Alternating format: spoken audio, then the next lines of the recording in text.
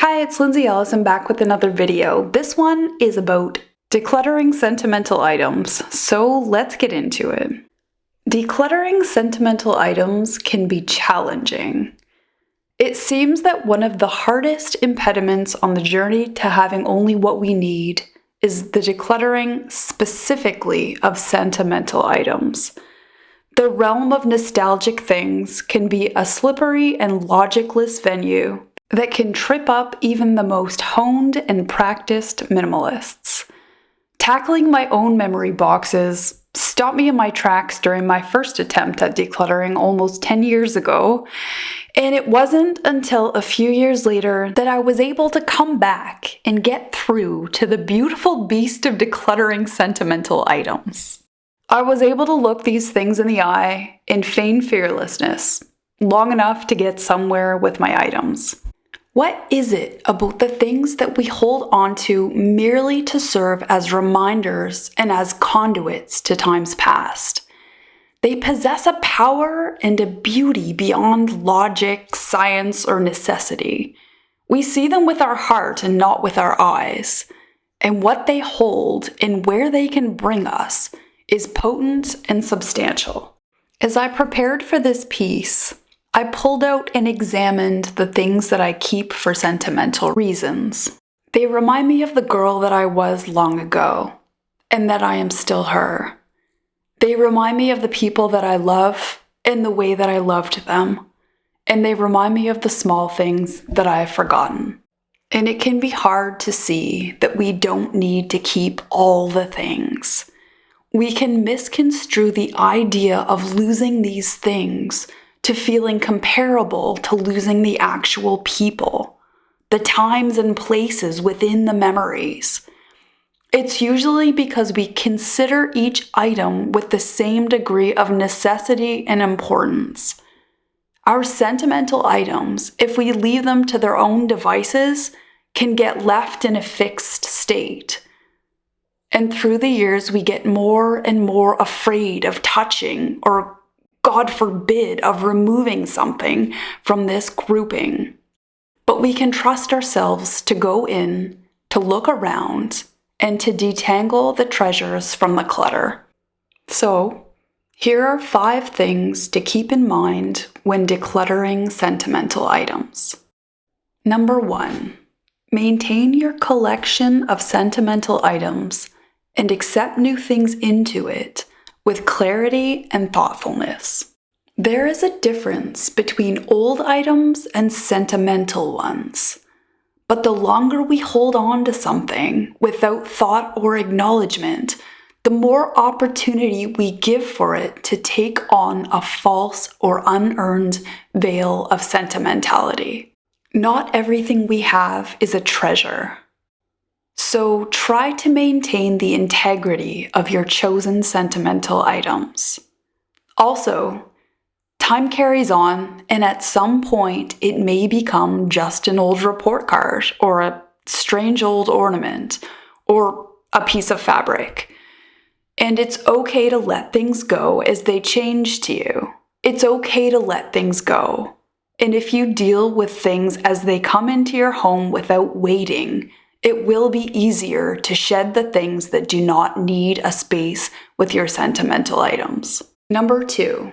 The fewer the items, the higher each one's potency. Watch your sentimental items glisten as you slowly pull away the rubble and debris around them.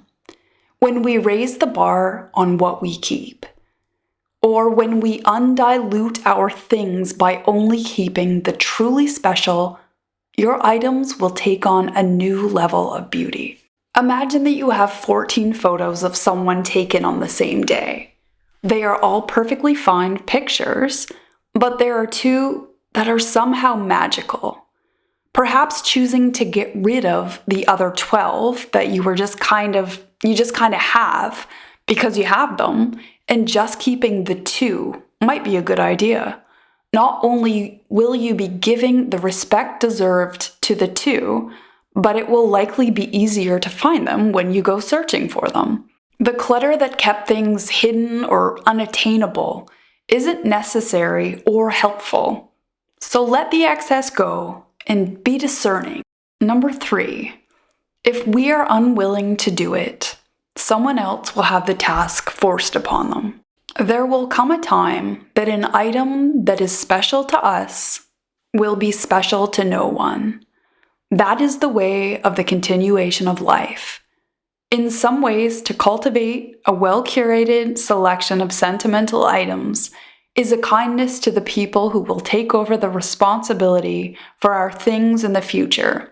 We have heard of the load of pain and strife and labor when people need to go through a loved one's items after they pass.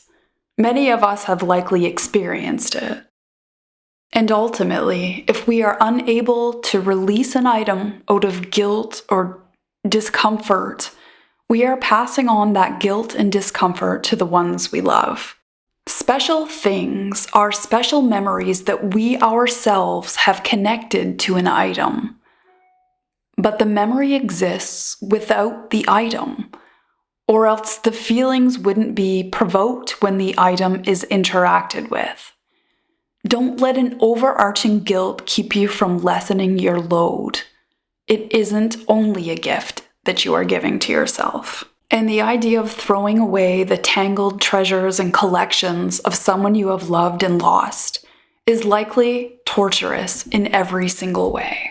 Number 4, have a system you can do in pieces and come back to easily. Because decluttering sentimental items can be massively emotional and mentally taxing, it's important to have a way to put it all away when you need to get away, in a way that won't erase all your work. So work on a system that you can do in pieces and come back to. Divide it and come up with functional storing. As we declutter these items, it's important to organize them as well. It's easy for our sentimental items to become a sort of giant black hole. We go in from time to time, get lost, perhaps get overwhelmed, and then we're forced to go through the tasks of corralling these items that are suddenly taking up most of the floor around us or all of the table. So start this sentimental venture with a selection of bags, smaller boxes, or containers.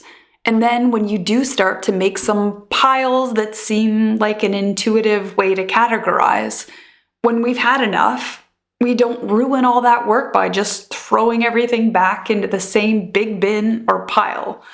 Oh, have I done that. Number 5, come up with that way to divide and contain your sentimental items. It all might be in the same old box in the same old closet, but that doesn't mean it's organized.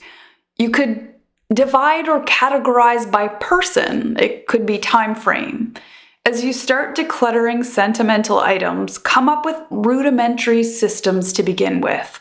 Perhaps doing it by people might be a good start.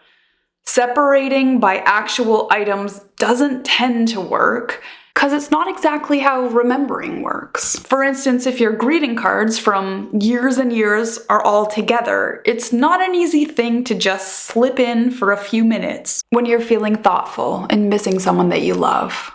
But suppose you happen to be thinking of your mom, and so you pull out the box that is filled with pictures and things that were given to you by or that remind you of her.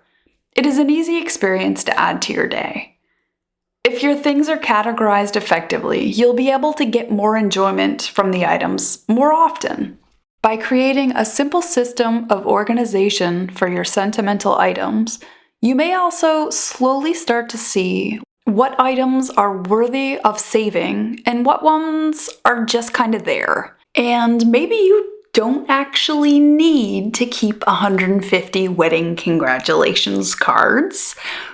But there may be 2 of them that are, in fact, very thoughtful, very special, and worth keeping to look back on. So, let go of the other 148. When we look at overloaded bins, boxes, and photo albums that are spilling out of the closet and the shelves, we might think, well, I'm sentimental. It's just the way I am. And we wear that belief like a bit of a badge. so that we don't need to do the challenging work that will serve us and serve others.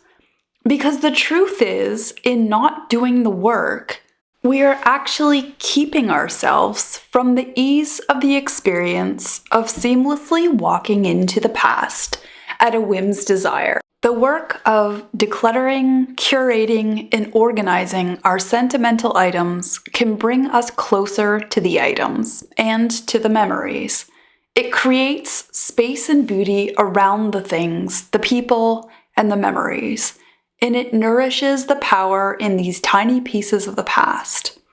And remember to listen to your own heart. What is special to you deserves to be given a safe space in your home. Let me know down below how your experience with decluttering and sentimental items specifically has gone for you. And thanks so much for listening to my thoughts. Like and subscribe if you are so inclined, and I will talk to you next Thursday. Bye.